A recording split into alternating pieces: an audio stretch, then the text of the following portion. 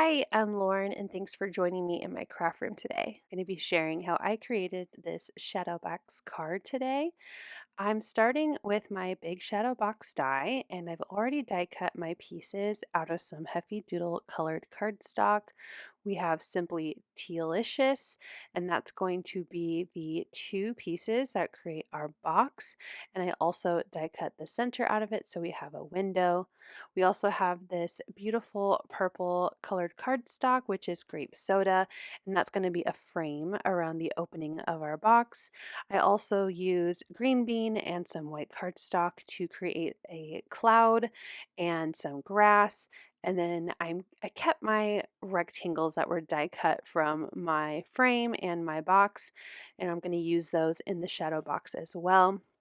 I've already stamped, colored, and die cut the Quack Me Up clear stamps. I'm creating a really cute little rainy day scene using these images inside of my shadow box. So let's get started with what needs to take the longest to dry.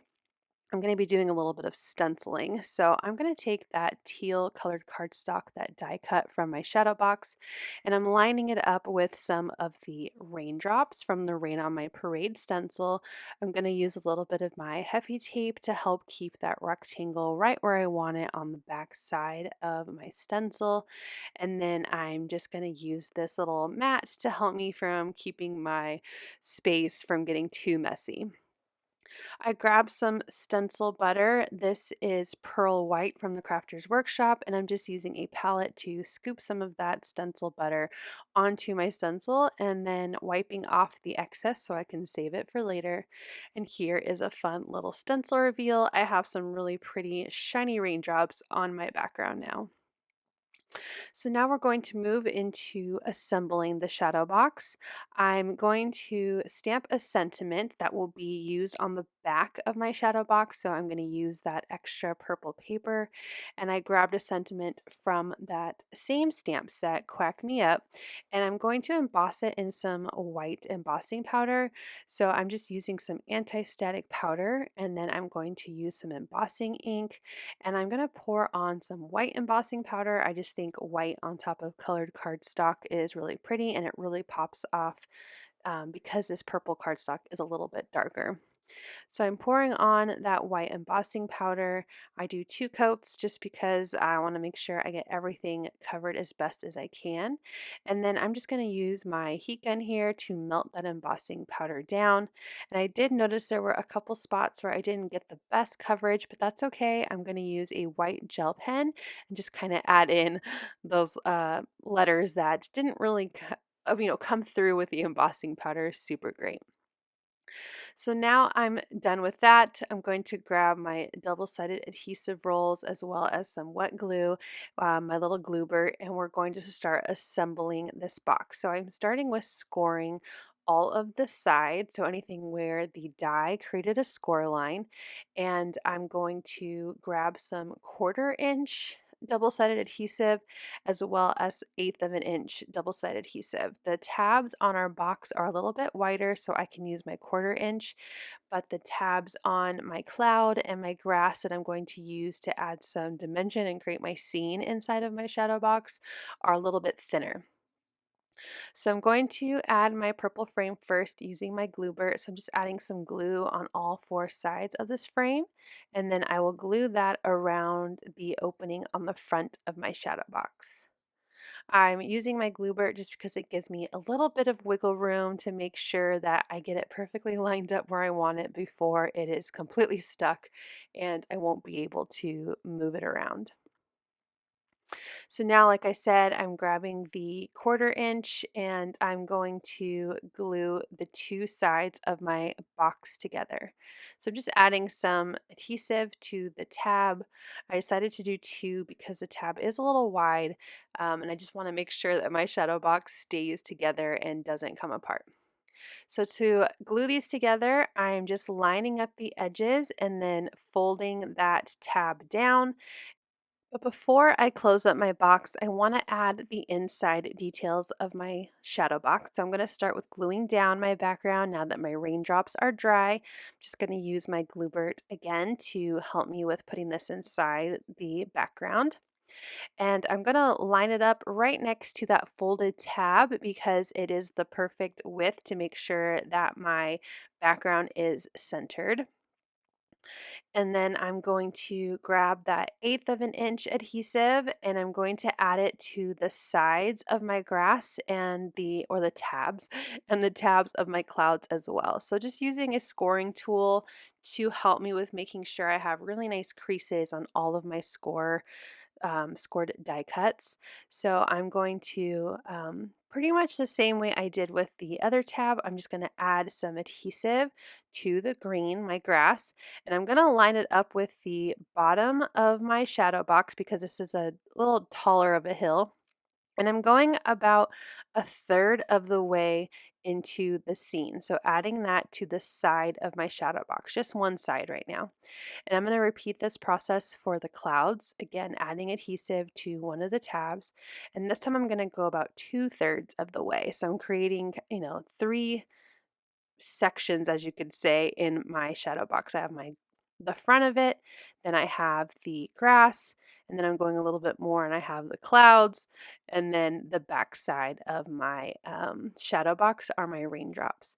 So now that those are adhered, I'm going to use adhesive and I'm going to add more to the other side. So I have everything attached to one side now and I need to close up my box. So I added some adhesive to the other side of my grass, to the other side of my clouds, as well as on the side of my box to close it up. And I'm going to peel off all of the release paper and I'm going to lay everything flat like it's completely folded. And I'm going to start with closing one side and then closing the other, kind of like a map or like you're closing up a box, which is what this card is. It's a box. And I'm going to just make sure that I have some good adhesion to the other side, just using my scoring tool to really press down, make sure that both sides are really stuck together of my grass and my clouds. And there we have our little shadow box and everything in there seems to be fitting nicely. You could see that I have the, 2 sections inside, the grass and the clouds are further back. And now I'm going to add my sentiment, which will be on the back side of my card so I can, sign this card later and give it to a friend or a family member. And now we can start adding in the fun part, which are all of the cute little stamped and die cut images. So I'm going to start with this little puddle. Again, I'm going to be using my Glue-Bert because it just gives me that little extra bit of wiggle room to make sure that my images are right where I want them before they are stuck and it's too difficult to move. And I'm also going to grab some tweezers and just make sure that I can easily get inside of my shadow box and add my images. Now, I probably could have added my images before I glued everything together, but I wanted to make sure I could see where everything was going to line up and be happy with where my images are. And I just thought that would be easier when everything was closed and I could really get better placement of where my clouds and where my grass was going to be. I glued my sun to the back side of my clouds, so he's kind of peeking out a little bit. It is rainy, but maybe the sun is starting to come through. And then I also have some clouds, so I'm going to add those to the background, just placing them in the openings of my stenciled background. There's some areas that don't have any stencil paste, so I'm just using my tweezers and my glue, and I'm adding clouds to those open areas all the way on the back. I'm not using any foam adhesive, which you can if you'd like to, but I decided not to use any foam adhesive. That way my box would lay as flat as it could with all of these different layers of paper. I'm gluing this cute little purple umbrella to one of the wings of my big duck here, my white duck. And then I'm going to add that into my scene. I'm going to have this duck. I thought about putting them on the front. You can see here I'm contemplating it, but I am going to put them on the grass with the umbrella off to the right so that way it doesn't block the sun, and just adding some adhesive to the duck's little feet so that way it will stick to the grass. Now sometimes I get a little bit too much glue and so I just use my finger to tap off any excess glue so I don't get a big blob of glue on my card. I'm using my tweezers just to help apply pressure and make sure my duck is really secure to that green cardstock.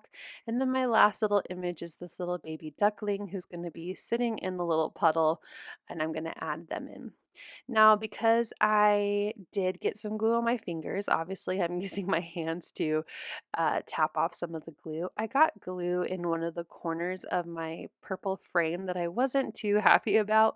So once I'm all done, I do add in some enamel dots to the corners of my frame, so you'll see those in the final picture. But here is a final look at this adorable little shadow box. This really inspired me to want to make more of these shadow boxes.